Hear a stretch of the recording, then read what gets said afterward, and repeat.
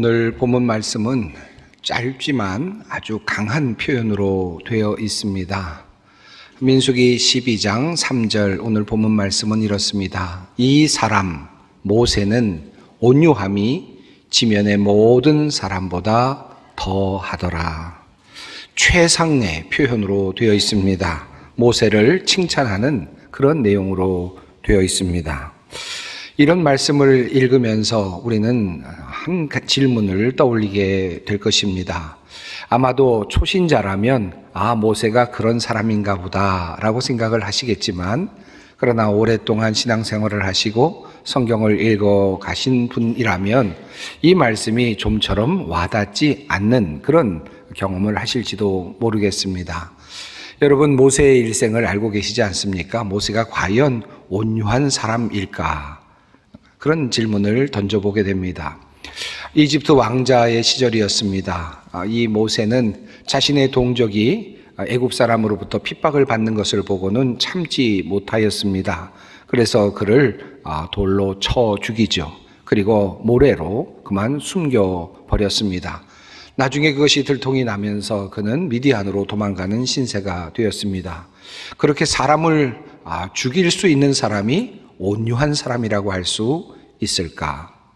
또 모세는 시내산에서 하나님으로부터 큰 율법을 받았습니다. 십계명을 받고, 그리고 돌판에 새겨진 그 십계명 판을 들고 시내산을 내려옵니다. 그러다가 그만 이스라엘 백성들이 금송아지를 섬기는 모습을 보게 되죠. 그가 어떻게 했습니까? 그 돌판을, 하나님께서 손수 새겨주신 그 돌판을 참지 못하고 그만 던져버리는 그런 일을 하였습니다. 결국 나중에 다시 시내산에 올라가서 하나님으로부터 다시 돌판을 받는 그런 일이 일어나고 말았습니다. 참지 못하는 그 모세의 이야기를 우리는 하나 둘쯤은 알고 있습니다. 자, 그럼에도 불구하고 모세는 온유한 사람이라고 할 수 있겠습니까? 그가 마지막으로 시간을 보냈던 그 삶 속에서 특별히 그의 마지막 운명을 좌우했던 사건도 그와 비슷한 사건이 있었습니다. 무리바 물가에서 이스라엘 백성들이 물이 없다고 원망하였을 때 그는 화를 내면서 내가 너희를 위하여 이 반석에서 물을 내랴 라고 말하면서 화를 내면서 그렇게 반석을 2번이나 쳤던 일이 있었습니다. 과연 그러한 사람을 온유한 사람이라고 말할 수 있을까 하는 것입니다. 그것도 온 지면에 어떤 사람보다 온유한 사람이었다라고 하는 이 말씀을 과연 우리는 그대로 받아들일 수 있을까 하는 생각이 듭니다. 사실 이 본문 말씀은 설교자로서는 설교하기가 참 부담이 되고 어려운 말씀입니다. 이 말씀을 붙잡을 때마다 우리는 설교자들은 모세가 어떻게 온유한 사람인지를 변증해야 되는 그런 의무를 갖게 되고 또한 그런 과제를 갖곤 합니다. 참 쉽지 않은 과제라고 할 수 있겠습니다. 이러한 의문 때문인지 모르겠습니다만은 개역 개정 성경을 제외한 대부분의 번역은 이 온유하다라는 말을 다른 단어로 번역하고 있음을 확인할 수 있습니다. 새번역 성경입니다. 모세로 말하자면 땅 위에 사는 모든 사람 가운데서 가장 겸손한 사람이다 라고 이렇게 바꾸어 번역을 했습니다. 공동번역 개정판도 그렇습니다. 모세는 실상 매우 겸손한 사람이었다. 땅 위에 사는 사람 가운데 그만큼 겸손한 사람은 없었다 라고 그렇게 번역을 합니다. 영어 성경들 여러 성경이 겸손하다라는 말로 번역을 하고 있고요. 또 현대인의 성경, 또 우리말 성경 역시 겸손하다라는 말로 번역을 하고 있습니다. 이렇게 겸손하다라는 말로 읽으면 조금 마음이 편해지는 느낌은 들기도 합니다. 사실 본문에 나오는 히브리 단어, 이 아나부라고 하는 단어는 겸손하다 또 온유하다라는 그런 단어, 그 뜻을 모두 가지고 있는 단어입니다. 한 걸음 더 나아가서 낮아지는 또 고통당하는 그와 같은 뜻도 함께 가지고 있는 그런 단어라고 할 수 있겠습니다. 그래서 성경을 보면, 특히 구약 성경을 보면 이 아나브라는 단어가 겸손하다 또는 온유하다 또는 다양한 용도로 번역이 되고 있음을 확인할 수 있습니다. 시편 22편은 이렇게 번역이 되고 있습니다. 아나브라는 단어를 겸손이라는 단어로 풀어서 겸손한 자는 먹고 배부를 것이며 라고 이렇게 번역을 하기도 했습니다. 그래서 오늘 본문 말씀 또 성경을 보면서 이 아나브라는 단어를 겸손하다라는 말로도 번역할 수 있기 때문에 다른 번역들이 겸손하다라고 번역한 것은 결코 틀린 번역이 아니라고 할 수 있겠습니다. 자, 그래서 오늘 본문 말씀은 전통적으로 모세의 그 모습을 성품으로서의 온유함으로 해석하기보다는, 왜냐하면 성품으로서의 온유함을 이야기하려면 모세의 성품이 그다지 온유하다고 그렇게 말할 수가 없는 여러 사례들이 있기 때문에 온유한 성품으로 보기보다는 겸손함으로 그렇게 이해하고 그렇게 해석을 하려는 경향들이 많았습니다. 특별히 하나님 앞에서 겸손했던 모세, 하나님 앞에서 겸비한 모세라는 관점에서 모세의 이 본문 말씀을 이해하려고 노력을 해왔다고 할 수 있겠습니다. 그리고 카일과 데일리치와 같은 주석가들은 이렇게 이 부분을 해석하였습니다. 일반적인 사람은 지위가 높을수록 자신에 대한 공격을 온유하게 대처하는 것이 어려운데, 모세는 자신을 방어하거나 하나님께 보복을 간구하기보다는 자신을 향한 공격을 가장 현명하고 공정한 심판자에게 맡겨드렸다라고 그렇게 해석을 합니다. 그리고 그가 온유한 자라고 평가받는 이유가 여기에 있다라고 그렇게 해석을 해왔습니다. 사실 이와 같은 해석은 오래된, 그리고 오랫동안 이어져 내려오는 이 본문에 대한 한 해석이라고 할 수 있겠습니다. 즉 하나님께 모든 것을 맡겨드리고 기다리는 자세로 그렇게 살아가고 있는 모세, 그 모세를 온유하다라고 그렇게 평가를 하는 것입니다. 그렇게 볼 수 있을 것 같습니다만은, 그러나 그렇다고 하더라도 모세가 모든 지면에 가장 온유한 자라고 하는 말은 조금 과장된 것이 아닐까 하는 그런 생각이 들기도 하죠. 그래서 이 부분을 조금 다르게 해석하려고 하는 시도들도 있어 왔습니다. 대표적인 사례가 본문에 나오는 온유한이라고 하는 이 아나브라는 단어를 또 다른 뜻인 고통당하는 이라고 하는 의미로 해석하고자 하는 것이었습니다. 사실 모세의 인생을 보면 고통스러운 삶의 여정이었다고 할 수 있을 것입니다. 이집트 왕자로 살다가 그만 살인을 저지르고 미디안으로 도망가야 되는 인생이었지 않습니까? 그리고 40여 년을 참으로 힘들게 광야에서 살아야만 했습니다. 고난의 여정이었습니다. 하나님의 부르심을 받고 애굽으로 와서 이스라엘 민족을 구해내는 과정도 녹록치가 않았습니다. 10번의 재앙의 그 기간을 거치면서 힘들게 이스라엘 백성들을 이끌고 나오지요. 이스라엘 백성들을 이끌고 나와서도 어땠습니까? 이스라엘 백성들은 끊임없이 원망하고 또 불평을 털어놓았습니다. 그 과정에서 힘들게 삶을 살아가야만 했습니다. 오늘 본문 말씀이 있는 바로 앞장인 민수기 11장을 보면 이스라엘 백성들이 물이 없다고 불평하는 장면이 나오고 먹을 것이 없다고 불평하는 장면이 계속 이어지고 있습니다. 그리고 12장에서 이제는 미리암과 아론마저도 모세를 비방하는 내용이 나타나고 있습니다. 한마디로 말한다면 지금 모세의 일생은 끊임없이 이어지는 어려운 상황의 여정이라고 할 수 있겠습니다. 고난당하는 삶의 여정이라고 할 수 있을 것입니다. 그런 관점에서 모세가 온 지면에 온유한 자였다라는 이 아나브라는 단어를 온 지면에서 가장 고통을 당하고 있는 사람이었다라는 말로 해석하고자 하는 시도들이 사실은 있어 왔습니다. 그것도 당연히 또한 가능한 해석이라고 할 수는 있을 것입니다. 그러나 이렇게 해석을 한다 하더라도 나름대로 의미는 통하고 있을지는 모르지만 그것이 우리들에게 큰 또 다른 어떤 은혜로 다가오고 있는 것은 아닐 것입니다. 다시 말하면 흐름은 잡히고 있는지 모르지만 큰 의미가 우리에게 다가오지 않는다는 말씀입니다. 본문 해석과 관련한 다양한 해석을 어느 정도 그 정도로 정리를 하고 조금 더 들어가 보겠습니다.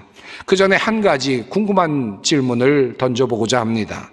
오늘의 본문 속에 나오는 모세가 온유하였다, 온 지면에서 가장 온유한 자였다라는 이 말씀과 예수님께서 마태복음 5장에서 말씀하신 온유한 자는 복이 있나니 그들이 땅을 기업으로 받을 것이며 라고 하는 이 말씀이 연관된 말씀인가, 같은 단어가 사용된 것인가 라고 하는 질문을 던져보고 싶습니다. 사실 이 질문에 대한 대답을 얻기는 쉽지 않습니다. 왜냐하면 신약 성경은 헬라어로 되어 있고 또 구약 성경은 히브리어로 주로 되어 있기 때문에 사실 그것을 맞춰내기가 쉽지는 않습니다. 예수님께서 마태복음 5장 5절에서 온유한 마음이 온유한 자들이 복이 있다라고 말씀하셨을 때 그 말씀이 그저 예수님의 말씀 속에서 그냥 우러나온 것인가, 아니면 구약에 있는 말씀 어떤 부분을 인용하신 것인가 하는 것을 살펴볼 필요는 있을 것입니다. 구약 성경에 그와 같은 말씀이 있을까요? 있습니다. 시편 37편 11절에 있는 말씀이죠. 그러나 온유한 자들은 땅을 차지하며 풍성한 화평으로 즐거워하리로다 라는 말씀이 있습니다. 여기에 사용된 온유한 자, 온유하다라고 하는 이 단어는 히브리어로 아나부라는 단어를 사용하고 있습니다. 아마도 예수님께서는 이 시편 37편의 말씀을 마음속에 두고 계셨을 것입니다. 그리고 산 위에서 모든 제자들에게 하늘나라의 비밀을 말씀하실 때 이 말씀을 인용하셨다고 볼 수 있겠습니다. 온유한 자들이 복이 있을 것이다. 그들은 땅을 기업으로 얻을 것이다. 라는 이 시편의 말씀을 다시 풀어서 하나님의 말씀으로, 주님의 복음의 말씀으로 다시 말씀하여 주셨다고 할 수 있겠습니다. 자, 그렇다면 시편 37편에 나타나고 있는 이 온유한 자는 어떤 모습일까요? 여호와 앞에서 잠잠하게 기다리고 있고 참고 있는 모습으로 온유한 자의 모습이 나타납니다. 분을 참지 못하는 것이 아니라 분을 그치고 노를 버리고 불평을 하지 않는 모습으로 나타나고 있습니다. 오직 여호와만을 소망하는 그런 모습으로 온유한 자가 그려지고 있습니다. 이것이 바로 시편 37편이 우리에게 알려주고 있는 온유한 자의 모습입니다. 주님의 말씀을 분명하게 한번 다시 읽어보겠습니다. 시편 37편 말씀입니다. 여호와 앞에 잠잠하고 참고 기다리라. 자기 길이 형통하며 악한 궤를 이루는 자 때문에 불평하지 말지어다. 분을 그치고 노를 버리며 불평하지 말라. 오히려 악을 만들 뿐이라. 진실로 악을 행하는 자들은 끊어질 것이나 여호와를 소망하는 자들은 땅을 차지하리로다. 잠시 후에는 악인이 없어지리니 내가 그것을 자세히 살필지라도 없으리로다. 그러나 온유한 자들은 땅을 차지하며 풍성한 화평으로 즐거워하리로다. 주님의 말씀, 시편의 말씀은 이렇게 되어 있습니다. 이 말씀 속에서 온유한 자들은 하나님만을 소망하는 사람들로 그렇게 묘사되고 그려지고 있습니다. 자, 이 말씀을 비추어 본다면 민수기 12장 오늘 본문의 말씀 속에 나오는 모세의 모습은 자신을 향하여 비방하고 있고 비판하고 있는 그런 사람을 향하여서 잠잠히 참고 기다리는 모습으로 비추어지고 있습니다. 그런 관점에서 시편 37편의 말씀과 민수기 12장의 말씀이 맥이 닿고 있음을 확인할 수 있습니다. 그런 면에서 모세를 온유한 자라고 칭하고 모세를 겸손한 자라고 칭해왔던 전통적인 해석은 바른 해석이라고 할 수도 있을 것입니다. 자, 그렇다면 다음 질문으로 한번 넘어가 보겠습니다. 민수기 12장에 나오는 모세가 온유했다라는 말씀과 시편 37편에 나오는 온유하다라고 하는 말, 이 아나브라는 단어가 마태복음 5장 5절과 연결이 되어 있다고 한다면, 그렇다면 모세는 과연 온유한 자로서 땅을 차지하였는가라고 하는 질문을 해보게 됩니다. 여러분, 그 결과를 여러분은 너무나도 잘 알고 계십니다. 모세는 약속의 땅에 들어가지 못하였습니다. 온유한 자가 땅을 차지할 것이라고 분명히 주님은 말씀하셨는데, 정작 지면에서 가장 온유한 자라고 칭함을 받는 모세는 약속의 땅에 들어가는 복을 누리지 못하였습니다. 이것이 성경이 우리에게 알려주고 있는 내용입니다.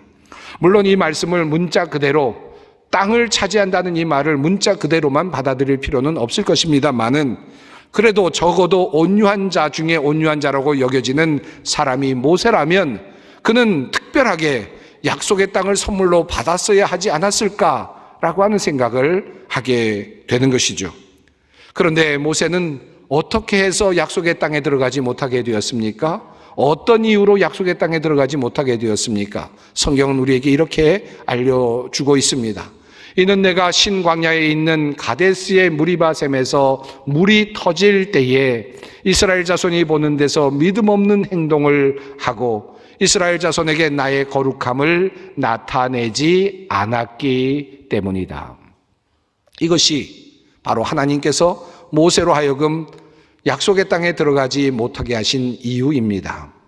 모세가 무리바에서 어떤 일을 행하였습니까? 앞서 말씀드렸던 것처럼 이스라엘 백성들이 물을 달라고 그렇게 아우성을 칠 때 마치 반역의 그런 모습으로 드러나고 있을 때 마치 그를 칠 것처럼 그를 죽일 것처럼 그렇게 하고 있을 때 그는 분노했습니다. 그리고 그들에게 이야기를 하지 않습니까? 내가 너희를 위하여 이 반석을 쳐서 물을 내랴 라고 말하면서 2번이나 반석을 칩니다. 극도의 분노가 드러나고 있고 그리고 자기 중심적인 그런 표현이 나타나고 있음을 확인할 수 있습니다. 그곳에는 어떠한 하나님 앞에서의 겸손함도 보이지 않고 또 사람들 앞에서의 온유함도 사실은 보이지 않습니다. 그 상황 속에서 바로 그 결과로 인해서 결국 모세는 약속의 땅에 들어가지 못했습니다. 시편 106편 말씀은 이렇게 또한 우리에게 그 사건을 이렇게 정리해 주고 있습니다. 그들이 또 무리바 물가에서 주님을 노하시게 하였으므로 이 일로 모세까지 화를 입었으니 그들이 모세의 기분을 상하게 하여 모세가 망령되이 말을 하였기 때문입니다. 결국 모세가 어떻게 했다는 말입니까? 모세가 분노를 조절하지 못했다라는 말 아니겠습니까? 화를 참지 못했다라는 말 아니겠습니까? 하나님 앞에서 겸손하지 못했다라는 말 아니겠습니까? 망령된 말을 하며 자기 자신이 마치 하는 것처럼 그렇게 했다는 말 아니겠습니까? 그렇게 함으로써 약속의 땅에 들어가는 복을 누리지 못했다라는 말입니다. 자, 이와 같은 그의 삶을 다시 한번 조명해 본다면 어떤 결론에 도달하게 됩니까? 모세는 과연 진정 온유한 사람입니까? 모세는 과연 온유한 사람이었다고 말할 수 있겠습니까? 온 지면에 가장 온유한 자라고 과연 말할 수 있는 인물이라고 할 수 있겠습니까? 자, 오늘의 본문으로 다시 돌아가 봅니다. 우리는 이러한 모세의 일생을 이제 잘 알고 있습니다. 결과적으로 그는 온유한 사람이 되지 못한 것까지 우리는 그 결과를 알고 있습니다. 겸손하지 못한 사람이었습니다. 위대한 모세였지만 그에게도 큰 약점이 있었다고 할 수 있습니다. 다시 모세의 인생을 돌아봅니다. 모세를 끊임없이 힘들게 했고 또 신앙적으로 위협했던 그 신앙의 약점이 무엇이었을까요? 아마도 저는 바로 자신의 분노를 참지 못하는 그와 그의 성향이었다고 할 수 있지 않을까 생각해 봅니다. 앞서 말씀드린 것처럼 사람을 죽일 수 있는 그런 분노가 그에게 있었습니다. 하나님께서 그에게 손수 써주셨던 돌판도 던져버릴 수 있는 그런 분노를 조절하지 못하는 그런 성향이 그에게 사실은 있었던 것입니다.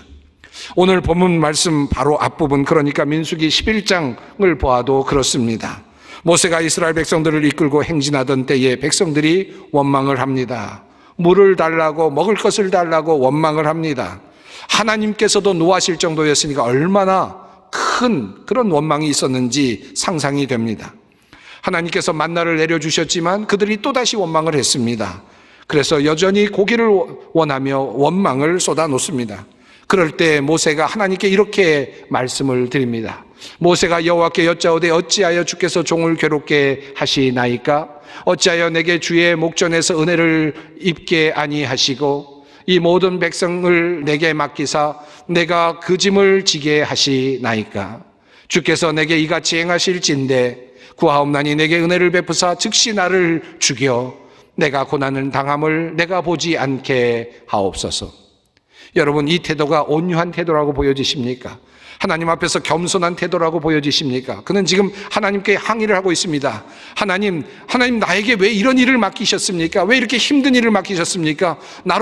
그로 인해서 나로 이렇게 고통을 당하게 하십니까? 차라리 나를 죽여주십시오. 하나님 앞에서 불경스러운 말을 서슴없이 내어놓고 있지 않습니까? 이것이 민수기 11장의 내용입니다. 자, 그런데 이어서 또 다른 사건이 벌어졌습니다. 12장에서 구스 여인과 이제 혼인을 하게 된 후에 미리암과 아론이 또다시 이제 모세를 비방하기 시작을 하는 것입니다. 어떤 상황일까요? 아마도 모세의 그 분노 조절의 극치에 이르는 시점이 아니었을까 하는 생각이 듭니다. 폭발해 버릴 수 있는 그와 같은 지점에 아마 도달하지 않았을까. 나를 죽여주십시오까지 말했던 모세에게 또 다른 비방이 들어왔습니다. 과연 참아낼 수 있었을까요? 그와 같은 상황 속에서 주어진 말씀이 바로 오늘 본문의 말씀입니다. 모세의 온유함이 지상에 있는 어느 누구보다 더 크다라고 하는 하나님의 말씀이십니다. 하나님은 마지막까지 모세가 온유한 자로 남아서 약속의 땅에 들어가기를 원하시지 않으셨을까요? 이것이 하나님의 마음이 아니었을까요? 사실 끝까지 하나님께서는 그가 온유하여 약속의 땅에 들어가기를 응원하셨을 것입니다. 사랑하는 성도 여러분, 모세의 온유함이 온 지면의 모든 사람보다 더하더라. 이 말씀이 오늘 우리에게 어떤 의미로 다가오십니까? 아, 모세는 그러하였다더라 라는 것으로, 그런 정보로, 그것을 인정하는 것으로, 그것으로 만약에 이 말씀을 받는다면 우리는 이 말씀의 겉만 그만 바라보고 핥는 셈이 될 것입니다. 이 말씀이 변하여서 나에게 임할 때 이 말씀은 살아있는 말씀이 될 것입니다. 늘 불평하고 불만 속에 있고 분노를 조절하지 못하고 그리고 하나님 앞에서 바르게 살지 못하는 참으로 부족한 우리들, 겸손하게 살지 못하는 우리들, 그래서 악한 일을 꾀하는 자들을 보면서 분노하고 또 참지 못하는 우리들, 그런 우리들을 향하여 주시는 하나님의 말씀으로 이 말씀을 받아야 할 것입니다. 여러분, 악한 일을 도모하는 이들이 우리 주위에 얼마나 많이 있습니까? 이유도 없이 나를 비방하는 사람들이 얼마나 많이 있습니까? 악한 일들이 얼마나 많이 이 땅에서 일어나고 있습니까? 억울한 일들이 얼마나 이 땅에서 많이 일어나고 있습니까? 하지만 주님께서는 참고 기다리라, 분을 그치고 노를 버리며 불평하지 말라, 온유한 자가 되라고 말씀하고 계십니다. 그리고 온유한 자가 땅을 차지할 것이라고 말씀하십니다. 잠시 후에 악인들이 다 없어질 것이니 내가 그것을 다시 자세히 살필지라도 없으리라다 라고 말씀하십니다. 그리고 우리에게 격려의 말씀을 하십니다. 너는 온유한 사람이다. 온 지면에서 가장 온유한 사람이다. 이 말씀입니다. 이 말씀은 너희가 가장 온유한 사람이 되라는 축복의 말씀이기도 합니다. 사랑하는 여러분, 이 모세를 향한 하나님의 격려의 말씀이 오늘 우리들에게 주시는 위로의 말씀이 되기를 원합니다. 끝까지 주님께 모든 것 맡기고 기다리고 참으며 인내하며 온유한 자로, 충성된 자로 살아가십시다. 이것이 바로 하나님의 뜻입니다.